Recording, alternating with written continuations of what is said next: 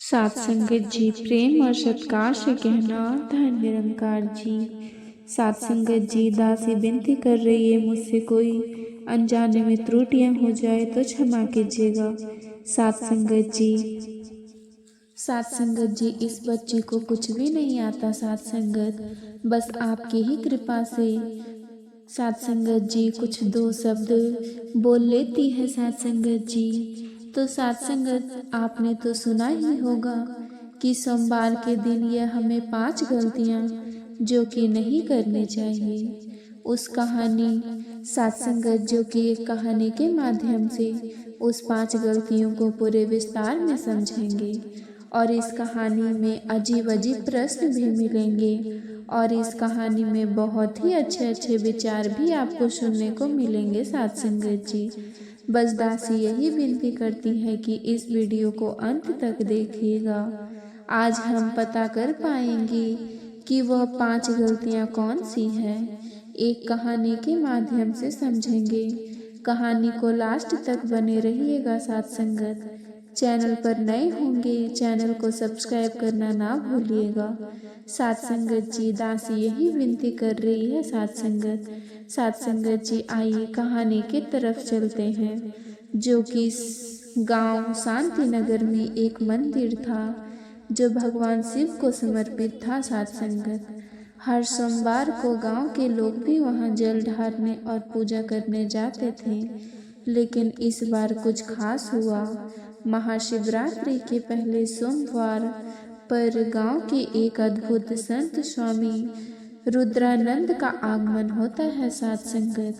उनके प्रवचन लोगों के दिलों को छू जाने और वे हमेशा अपने शब्द से भक्तों की नई दिशा में लेकर जाता है। तो सात संगत, सोमवार भगवान जो कि शिव का प्रिय दिन है, इस दिन ना केवल भक्ति और पूजा का बल्कि आत्मनिरीक्षण और शुद्धिकरण का भी दिन है सात संगत। लेकिन इस दिन लोग अनजाने में कुछ ऐसी गलती कर बैठते हैं जो उनकी पूजा को निष्फल कर देती है सात संगत। आज मैं आपको इन 5 गलतियों के बारे में बताने जा रहे हैं सात संगत। तो सात संगत, आपको कभी नहीं करनी चाहिए। साथ ही मैं आपको बताऊंगी कि आपको क्या क्या करना चाहिए ताकि आपकी हर मनोकामना पूरी हो। तो सात संगत, ये तो लोग अक्सर आपके प्रश्न में मन में प्रश्न आता ही होगा कि हम तो निरंकारी सत्संग करते हैं, लेकिन हमें नहीं करने चाहिए। लेकिन इस वीडियो को आप देखेंगे अंत तक, तब भी पता कर पाएंगे सात संगत क्या हमें करनी चाहिए या फिर नहीं करनी चाहिए। तो सात संगत, लोग अक्सर कहते हैं तुम निरंकारी में जा रहे हो, बाबा जी कहते हैं, लेकिन चलिए जानते हैं सोमवार को भक्त भाव भगवान शिव की पूजा करने से पहले अपने तन और मन को शुद्ध करना जरूरी है सात संगत। यदि बिना स्नान किए गंदे वस्त्र पहनकर या अपवित्र वस्त्र मन से जो कि पूजा कर रहे हो, पूजा पाठ करते हो, तो सात संगत शुद्ध करनी चाहिए। बिना स्नान किए गंदे कपड़े पहनकर या पत्र मन से पूजा नहीं करनी चाहिए। तो सात संगत, ये तो पूजा भगवान को स्वीकार नहीं होती सात संगत। लेकिन राजा जो कि कहानी राजा धर्मसेन एक बार मिला, स्नान किए सात संगत, शिव मंदिर में चले गए। उसके मन में क्रोध और अहंकार था। उसकी पूजा शिव ने स्वीकार कर दी और उनका राज्य संकट में आ गया था सात संगत जी। जब उन्होंने ये गलती सुधारी और सच्चे मन से पूजा की, तभी उनके राज्य में सुख शांति लौटी। दूसरी गलती झूठ बोलना, छल कपट करना। स्वामी जी बोले, सोमवार को झूठ बोलना, छल कपट करना या किसी को दुख देना भगवान शिव का अपमान है सात संगत।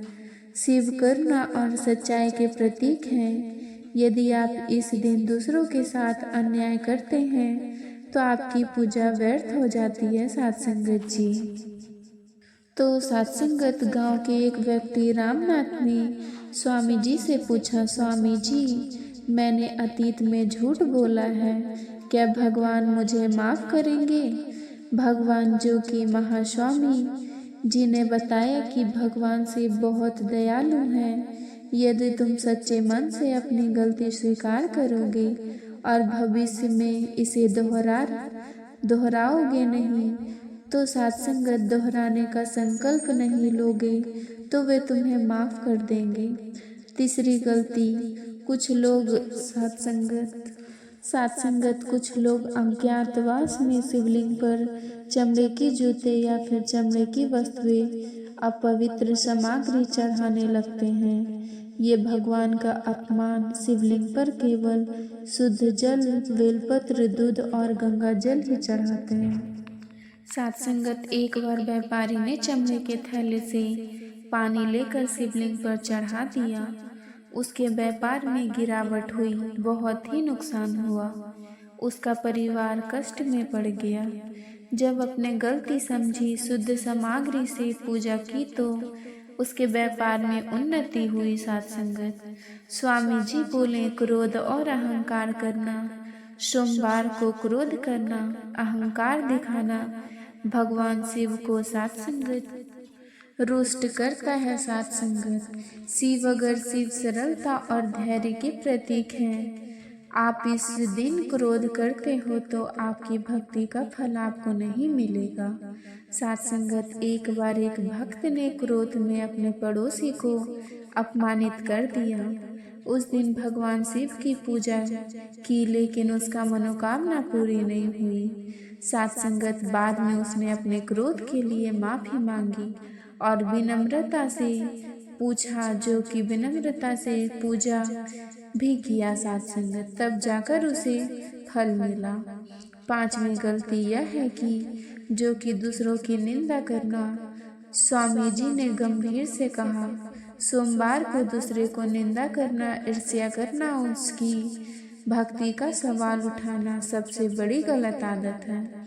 तो सत्संगत, यह आपको भगवान से दूर कर देता है। भगवान शिव हर जीव में बसते हैं। यदि आप किसी की निंदा करते हैं तो भगवान भी आपकी निंदा करने होते हैं। सत्संगत, ऐसे ही बहुत से अजीब प्रश्न जो कि नहीं करने चाहिए। प्रातःकाल स्नान करके शिवलिंग पर जल पत्र चढ़ाएं, बेलपत्र चढ़ाएं, ओम नमः शिवाय का जाप करें। तो सत्संगत, मंद करे। सत्संगत, अपने पापों के लिए क्षमा मांगे। क्रोध, अहंकार और छल कपट से दूर रहे। सत्संगत, अक्सर आप बोल रहे थे ना कि आपके मन में ख्याल आता है कि हम तो निरंकारी में जाते हैं, लेकिन हम तो शिव को यह बात नहीं मानते। सत्संगत, लेकिन आप जानकर हैरानी होगी कि आपको भी यही बात बताई जाती है ना कि हमें झूठ, छल कपट नहीं बोलने चाहिए, हमें गलत काम नहीं करने चाहिए। सत्संगत, हमें किसी पर रूठना नहीं चाहिए, हम किसी को ऐसे नहीं करने चाहिए। सत्संगत, अक्सर हमें निरंकारी सत्संग में ही सुनने को मिलता है। तो सत्संगत जी, ऐसे ही यह कहानी हमें यह सिखाती है कि सोमवार भगवान का प्रिय दिन है। इसीलिए आप आखिर वीडियो में आपने सुना ही कि हर जीव में शिव का वास है। उसी प्रकार हमने भी सुना है कि सद्गुरु हर इंसान के अंदर समाहित है। सच्चे मन से देखो तो उनके बिना एक पत्ता भी नहीं डोलता।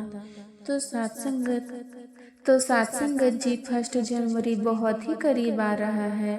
लोग अक्सर इस दिन बहुत से धूमधाम से सत्संगत मनाते हैं, लेकिन एक काम जो कि 1 जनवरी के दिन मात्र यह एक काम करें, आपकी जिंदगी बदल जाएगी। यकीन नहीं है तो वीडियो को देखें। चलिए बताती हूँ। सत्संगत, आपको बहुत ही गंभीर रूप में सत्संगत जी प्रेम और सत्कार से कहना, जी धन निरंकार जी। सत्संगत जी, दासी विनती कर रही है, मुझसे कोई त्रुटियां हो जाए तो क्षमा कीजिएगा। सर्दियों की ठंडी रात थी साथ संगत। चारों तरफ घना कोहरा और चुप्पी का माहौल था। गांव सत्यपुर के लोग हर साल 1 जनवरी को विशेष भक्ति आयोजन करते हैं साथ संगत। इस आयोजन का उद्देश्य था एक नए साल की शुरुआत ईश्वर की कृपा से करना। इस बार आयोजन नेतृत्व महात्मा अनिरुद्ध कर रहे थे साथ संगत, जो निरंकारी भक्ति के महान संत थे साथ संगत जी। ये वीडियो बहुत ही 1 जनवरी 2025 के लिए बहुत ही खास होने वाली है।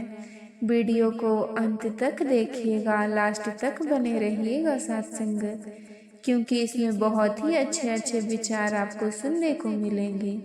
साथ ही आइए जानते हैं जो कि महात्मा अनुरोध थे साथ संगत गांव के लोगों को एक संदेश दिया था। 1 जनवरी 2025 के दिन जो भी सच्चे मन से भक्ति करेगा और सेवा का कार्य करेगा उसकी हर मनोकामनाएं पूर्ण होगी साथ संगत। ये सुनकर पूरे गांव में चहल पहल मच गई साथ संगत। लोग सोचने लगे कि इस विशेष दिन पर वे क्या कर सकते हैं। तो साथ संगत गांव में एक गरीब महिला सावित्री रहती थी। उसकी जिंदगी दुख और कठिनाइयों से भरी हुई थी साथ संगत। उसका पति का एक दुर्घटना में चल बसा साथ संगत। वह अपने 2 बच्चों के साथ संघर्ष कर रही थी साथ संगत जी। सावित्री ने महात्मा अनिरुद्ध का संदेश सुना और सोचने लगी, क्या यह सच हो सकता है? क्या मेरी कठिनाई भी खत्म हो सकती है? तो साथ संगत सावित्री ने ठान लिया कि इस कहानी जो कि सुनने वाले हैं 1 जनवरी को पूरा श्रद्धा के साथ भक्ति करेंगे साथ संगत। अपने अपने बच्चों से कहा, हर नए साल की शुरुआत भगवान की पूजा और दूसरों की मदद से करनी चाहिए।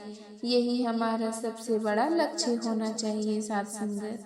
लेकिन सावित्री के पास जो कि पूजा के लिए कोई संसाधन नहीं थे साथ संगत। वे गरीब थी। तब उसने निर्णय लिया कि वह अपनी छोटी सी झोपड़ी में जो भी थोड़ा बहुत भोजन है उसे किसी जरूरतमंद को दान करेगी साथ संगत जी। 31 दिसंबर की रात महात्मा अनिरुद्ध ने पूरी गांव को इकट्ठा किया और कहा, भाइयों साथ संगत जी, बहनों, निरंकारी भक्ति का अर्थ है अपने अहंकार स्वार्थ को त्याग कर हर जीव में परमात्मा को देखना। जो भी सच्चे मन से इस भक्ति को अपनाता है और बिना किसी स्वार्थ के दूसरों की मदद करता है उसका जीवन बदल सकता है। उन्होंने आगे कहा, 1 जनवरी 2025 का दिन विशेष है। उस दिन हर कोई सुबह उठकर ईश्वर का ध्यान करे, अपने पुराने पापों के लिए क्षमा मांगे और किसी जरूरतमंद की मदद करे साथ संगत। यह करेगा उसकी हर मनोकामना पूर्ण होगी। 1 जनवरी साथ संगत जी, सूरज जो कि उगते ही सावित्री ने अपने बच्चों को जगाया। उसने अपने बच्चे को साथ संगत छोटे घर को साफ किया और भगवान के सामने दीपक जलाया। उसने प्रार्थना की कि हे भगवान, मैं बहुत छोटी हूँ और मेरे पास कुछ भी नहीं है, लेकिन मैं आपको अपने दिल की गहराई से याद रख रही हूँ साथ संगत। कृपया मुझे कठिनाइयों को दूर करें और मेरे बच्चों को सुख शांति प्रदान करें साथ संगत। इसके बाद वो अपनी छोटी सी पोटली में रोटी लेकर गांव के बाहर निकल पड़ी साथ संगत। उसने सोचा कि वह भोजन को किसी भूखे व्यक्ति को देगी। गांव के पास एक पेड़ के नीचे साथ संगत उसने एक मुट्ठी व्यक्ति को देखा। वो कांप रहे थे साथ संगत और बहुत भूख लग रही थी साथ संगत जी। सावित्री ने बिना सोचे समझे अपने पोटली से खोली और रोटी उस व्यक्ति को दे दी।